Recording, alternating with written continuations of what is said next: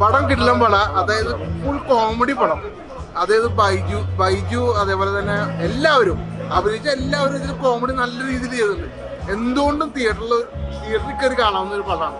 എന്തായാലും പടം കൊള്ളാം. പടം നല്ല നമ്മുടെ ജിത്തു ജോസഫ് എന്ന് പറയുന്ന സംവിധായകനിൽ നിന്ന് ഇത്രയും സീരിയസ് ആയിട്ടുള്ള ഒരു കോമഡി പടം ചെയ്യാൻ കഴിയുമെന്നുള്ളത് നമ്മളിപ്പോൾ അത് തെളിയിച്ചു കഴിഞ്ഞു. ഇതിനകത്ത് നല്ല സ്റ്റാർ വാല്യുള്ള ആർട്ടിസ്റ്റുകളാണ് ഇതിനകത്ത് അഭിനയിച്ചേക്കുന്നത്. അവരെല്ലാം നല്ല പ്രകടനം കാഴ്ചവെച്ചിട്ടുണ്ട്. പിന്നെ ഈ പടത്തിന്റെ പേര് എന്ന് പറഞ്ഞു കഴിഞ്ഞാൽ നുണക്കുഴി എന്നല്ല ഇടുന്നത്, ശരിക്കും വള്ളിക്കെട്ട് എന്നാണ് ഇടുന്നത്. നുണക്കുഴി എന്ന് പറയുമ്പോൾ ജിത്തു ജോസഫ് എന്ന് പറയുമ്പോൾ ത്രില്ലറിന് മൂടായിരിക്കും. ഒരു കോമഡിയിലേക്ക് വരുമ്പോൾ എങ്ങനെയാണ് വർക്കൗട്ടായോ? അടിപൊളിയാണ്. കോമഡിയാണ് പടം. അല്ല അത് നിങ്ങൾ കണ്ടു നോക്കും, അപ്പൊ മനസ്സിലാവും. എങ്ങനെയുണ്ടായിരുന്നു കോംബോ ഒക്കെ? എങ്ങനെ ഉണ്ടായിരുന്നു എല്ലാവരുടെയും? എല്ലാം നല്ല രീതിയിൽ വർക്കൗട്ട് ആയിട്ടുണ്ട്. കുറെ ചിരിക്കാനുണ്ട്. ഒരു ഡേ 2 തവണയൊക്കെ കാണാനുള്ളത് പടം. എല്ലാവർക്കും ഇഷ്ടപ്പെടും. എല്ലാവർക്കും ഇഷ്ടപ്പെടും. പ്രത്യേകിച്ച് പ്രായമാര് പോയി കണ്ടാൽ പോലും അവരിന്ന് ചിരിക്കാനുള്ളതുണ്ട്. സെക്കൻഡ് പാർട്ട് വരുന്ന ലെവലിലാണല്ലോ മേ ബി പ്രതീക്ഷിക്കണം. വന്നാ കൊള്ളാം. പടം അടിപൊളിയായിരുന്നു, നല്ലതായിരുന്നു. ജിത്തു ജോസഫ് എന്ന് പറയുമ്പോൾ ത്രില്ലർ കോമഡിയിലേക്ക് വരുമ്പോൾ കോമഡി അങ്ങ് ടെസ്റ്റ് ചെയ്ത് ഡൈവേർട്ട് ചെയ്ത് പുതിയ തലങ്ങളിലോട്ട് എത്തിച്ചേരുകയാണ്. ബേസിലും ബാക്കിയുള്ളവരൊക്കെ പെർഫോമൻസ് ബൈജു അടിപൊളിയാണ്, സൂപ്പറാണ്, ഇഷ്ടപ്പെട്ടു.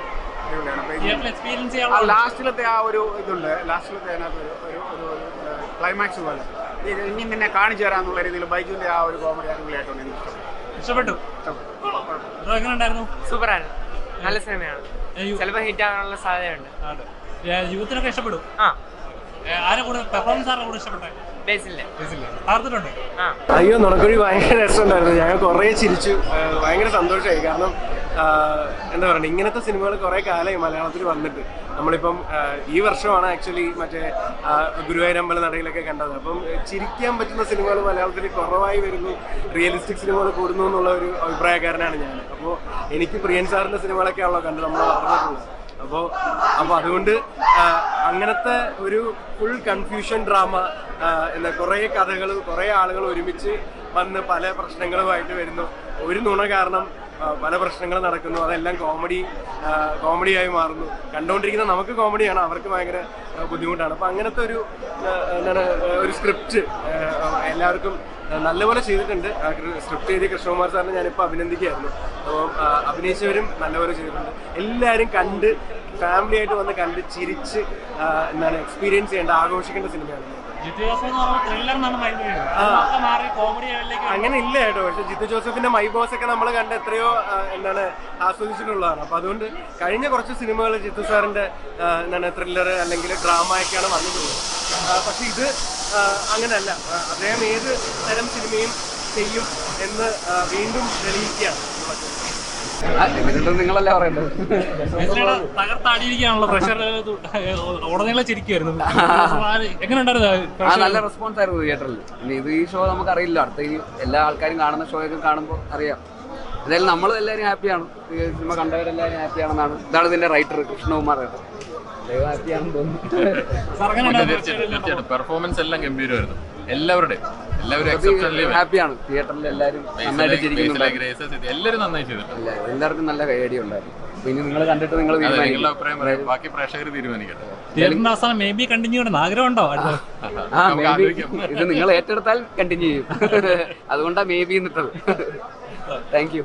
ഞാൻ മുന്നിലേക്ക് ഇടുന്നു. ഭയങ്കര സന്തോഷം അല്ലേ? അതെ, ഞങ്ങളിങ്ങനെ ഇടയ്ക്കിടയ്ക്ക് കൈകോർത്തിരുന്ന് കാണുകയായിരുന്നു. നമ്മുടെ സിനിമയെ പറ്റി നമ്മൾ തന്നെ എന്ത് പറയാൻ, എല്ലാവരും പോയി കാണുക, കണ്ടിട്ട് പറയാ. എല്ലാവരും ഒരുപാട് ചിരിച്ചു, എല്ലാവർക്കും ഇഷ്ടപ്പെട്ടു എന്നാണ് ഇപ്പോൾ റെസ്പോൺസ് അറിയുന്നത്. ടോട്ടലി ജിത്തു ജോസഫ് മൂവിയാണ്. അതിൻ്റെ കൂടെ തമാശകളെല്ലാം നന്നായിട്ട് വർക്കൗട്ട് ആയെന്ന് പറഞ്ഞതിൽ സന്തോഷം. തിയേറ്ററിൽ ഒരുപാട് തുടക്കം തൊട്ട് അവസാനം വരെ നല്ല ചിരിയായിരുന്നു. അതെ അതെ അതെ. ഇതിന്റെ അവസാനം മേ ബി കണ്ടിന്യൂ കാണിക്കുന്നത്. സെക്കൻഡ് പാർട്ടിന് വേണ്ടി വെയിറ്റിംഗ് ആണോ? അതെല്ലാം നിങ്ങളുടെ കയ്യിലാണ് ഇരിക്കുന്നത്. നിങ്ങൾ സപ്പോർട്ട് ചെയ്യുന്ന അനുസരിച്ചിരിക്കും സെക്കൻഡ് പാർട്ട് വരണോ വേണ്ടയോ എന്നുള്ളത്. ജിത്തു ജോസഫ് എന്ന് പറയുമ്പോൾ ത്രില്ലർ മാത്രമല്ല കോമഡി വർക്കൗട്ട് ആവുന്ന പക്ഷേ ഒന്നുകൂടെ തെളിഞ്ഞിരിക്കുക. ഏത് ജോണ്ടർ കാണാനാണ് ഇഷ്ടം? ജിത്തു ജോസഫിന്റെ ത്രില്ലർ കാണാനോ കോമഡി ആണോ?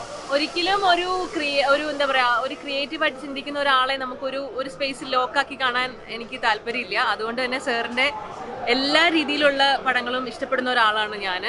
അപ്പൊ എനിക്ക് ത്രില്ലറും അതുപോലെ തന്നെ ഹ്യൂമറും ഇഷ്ടമാണ്. അതിനെപ്പറ്റി കൂടുതൽ ചോദിക്കേണ്ടത് വൈഫിന്റെ അടുത്താണ്. എനിക്കും അതെ, ഞാനും എല്ലാ ജോണറും കാണുന്നതാണ്. എനിക്ക് ഹ്യൂമർ സിനിമ കാണാൻ ഇഷ്ടമാണ്, റോം കോം കാണാൻ ഇഷ്ടമാണ്, ത്രില്ലർ കാണാൻ ഇഷ്ടമാണ്. എനിക്ക് ഭയങ്കര ഇഷ്ടപ്പെട്ടു. പിന്നെ നമ്മുടെ സിനിമയെ പറ്റി നമ്മൾ തന്നെ നല്ലതെന്ന് എങ്ങനെയാണ് പറയുന്നത്? നിങ്ങളെല്ലാവരും പോയി കാണുക, കണ്ട ആരും ഇഷ്ടപ്പെടുന്നതാണ്. അതാണ് എനിക്ക് തോന്നുന്നത്. Thank you so much.